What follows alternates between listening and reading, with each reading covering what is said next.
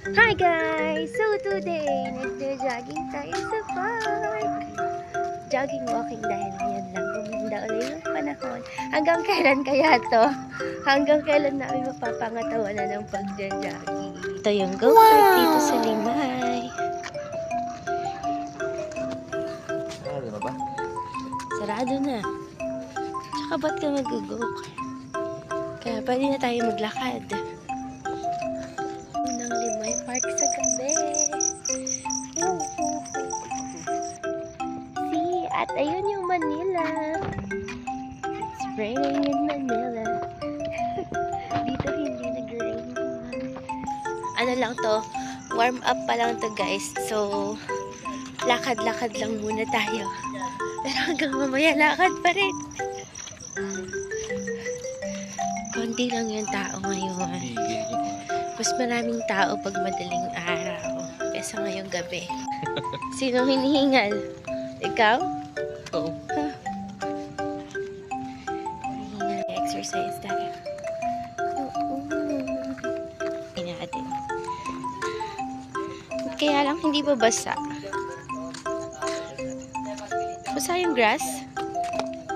Basa. So push.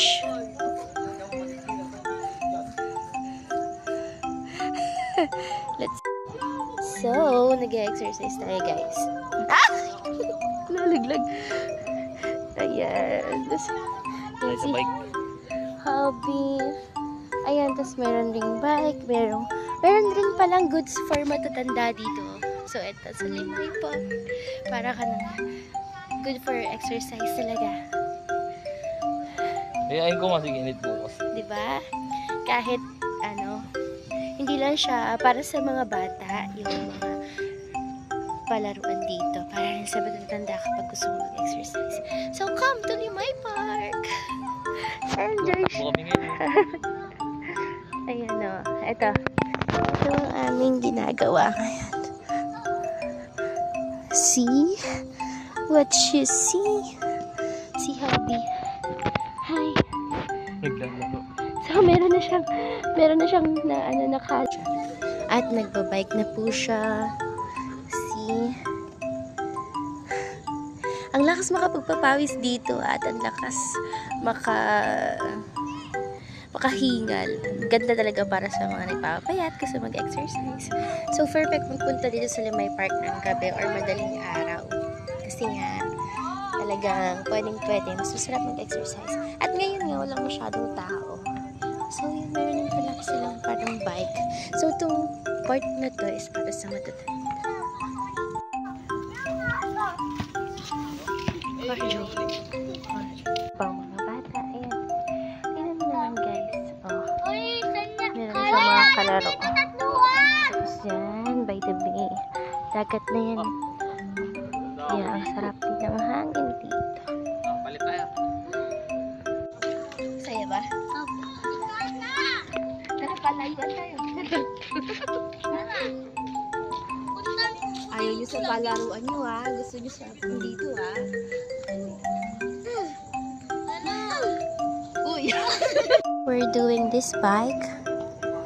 So, ang daming mga stationery dito na mga pang-exercise. So, nakatapos na tayo kanina to.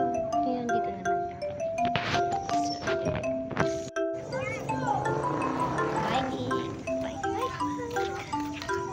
Sarap dito kasi kahit yung mga legs, tapos yung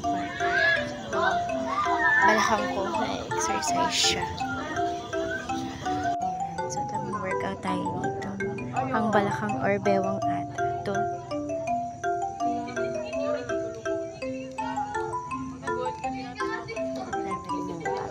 Ito, si Hubby.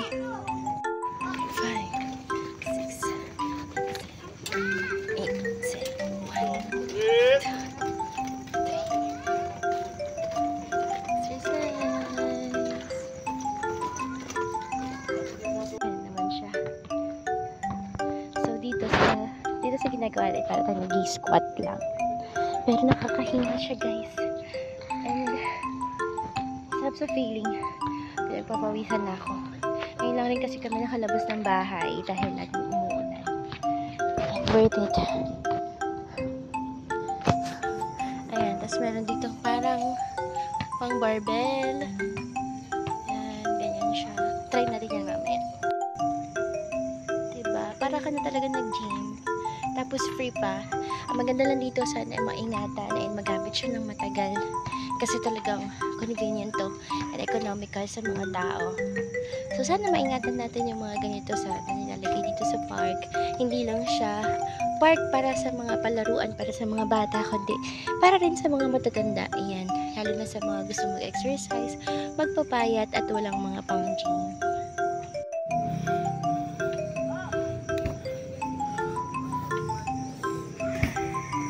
Ito siya.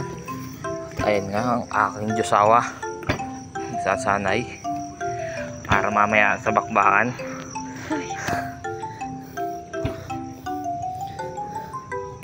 Try na rin isa. So, paano to? Wow! Ayan, parang bata siya. Ah, ito yung parang push up. Push up na nakaupo. Oh, Gusto nyo naman yung details. Pulidong pulido. Yung mga bakal. ayos. Carbon, Lodi. Super enjoy dito sa park. Tapos ang daming palaruan para sa mga bata. Tapos doon banda sa dulo ng may park na dito naman yung mga food court. May mga nag-date din. Tapos ayan, andyan yung mga palaruan. Naririnig nyo ba? Naman daw yun ah. Sabi mo, love, Siomay tayo. pagkatapos Pawisan ako eh. magpapawis at pagkatapos mag-exercise. Ano sabi? Siomay. Ano? Siomay nga. Siomay. Love. Kala mo pagod na pagod. Just ko nag-exercise lang. Kailangan natin yan.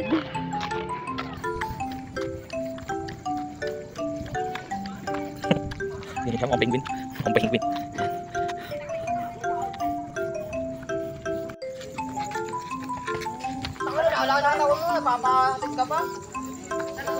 Ayan. Nakakita nyo kung ano yung motivation niya para mag-jogging.